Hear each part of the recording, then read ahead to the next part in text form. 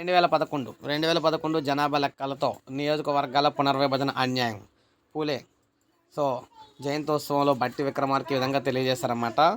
కులగణన జరగాలని Congress party demand చేస్తుంటే కేంద్రం పట్టించుకోకుండా 2011 జనాభా లెక్కల ఆధారంగా నియోజకవర్గాల పునర్విభజన చేపడుతుంది. అదే జరిగితే దక్షిణాది రాష్ట్రాలు ఉనికి ప్రశ్నార్థకంగా మారుతుందని చెప్పేసి అన్నారు. ముఖ్యంగా దక్షిణాది రాష్ట్రాల ఎంపీల సంఖ్య అవసరం లేకుండానే కేంద్రంలో ప్రభుత్వం ఏర్పాటు చేసుకునే పరిస్థితి ఏర్పడతాయని చెప్పారు. హైదరాబాద్ రవీంద్ర భారతిలోని రాష్ట్రం ప్రభుత్వం వెనుకబడిన తరగతుల సంక్షేమ ఆధ్వర్యంలో పూలే జయంతోత్సవాలు అయితే జరిగినాయి అన్నమాట. ఇందులో భాగంగా వీరు మాట్లాడుతూ ముఖ్యంగా దక్షిణాది రాష్ట్రాలను బలహీనపరచడానికి ఈ విధంగా చేస్తున్నారన్నారు.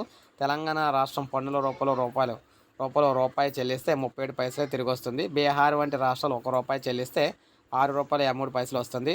రాష్ట్రంలోని సమస్త బహుజనులు ఏకం కావాల్సిన అవసరం ఏర్పడింది. రాష్ట్రంలో కులగణన చేపట్టి 56% మంది బీసీలు ఉన్నారని సహేతుకంగా లెక్కలు చెప్పిన ప్రభుత్వం మాదే.